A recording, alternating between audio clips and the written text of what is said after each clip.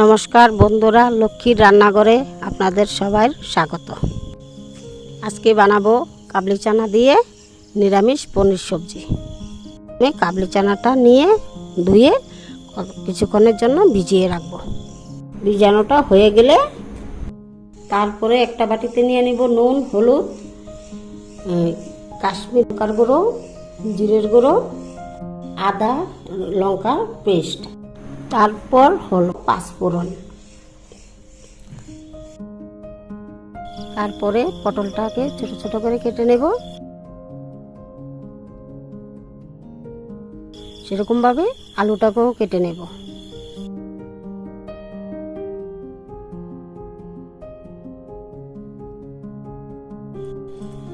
একটা টমেটো ছোট ছোট করে কেটে নেব।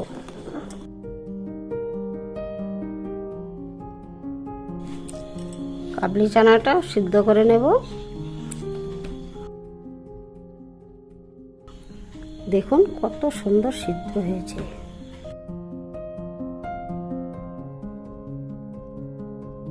কড়াইয়ে অল্প তেল দিয়ে দিলাম। তেলটা গরম হলে আলুটা দিয়ে দেব।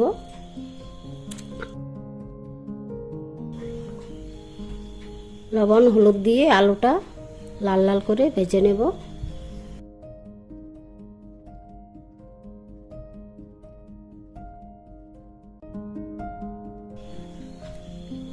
আলুটা ভাজা হয়ে গেলে এখন নামিয়ে নিচ্ছি।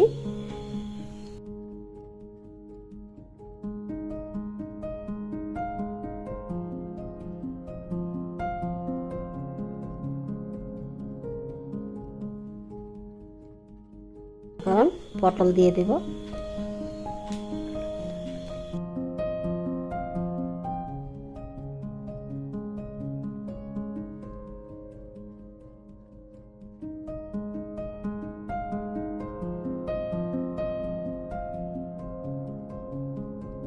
পটলটা ভালো করে ভেজে নামিয়ে নিলাম।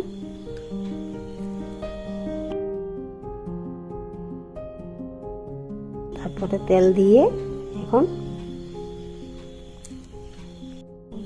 পনিরটা ভেজে নিলাম।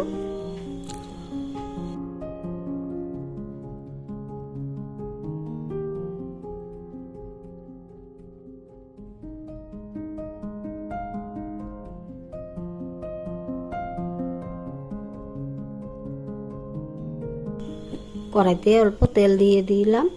তেলটা গরম হওয়ার পরে শুকনো লঙ্কা, তেজপাতা দিয়ে পাঁচফোড়ন দিয়ে দিলাম। দেওয়ার পরে আদা লঙ্কা পেস্ট দিয়ে দিলাম। দেওয়ার পর হলদির গুঁড়ো, জিরের গুঁড়ো দিয়ে দিলাম।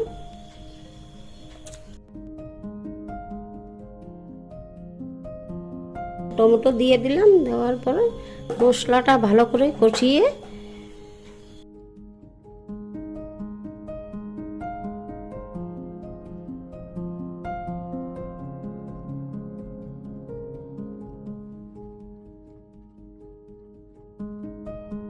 আলু দিয়ে দিলাম। আলু দেওয়ার পর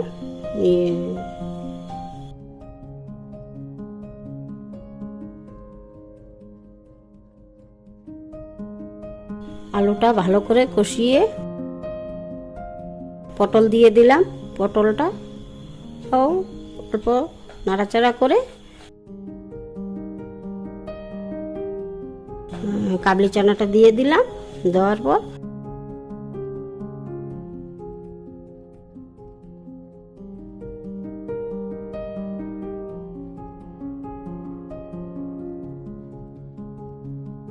সাধারণ একটু জল দিয়ে দিলাম, মাখা মাখা হবে।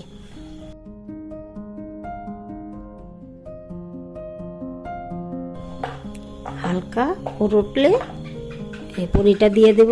দেখুন কালারটা কি সুন্দর হয়েছে।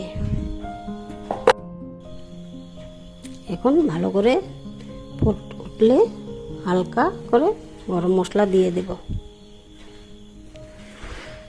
এখন নামিয়ে নেব।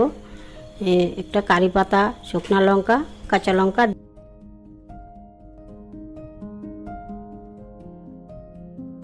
ধন্যবাদ।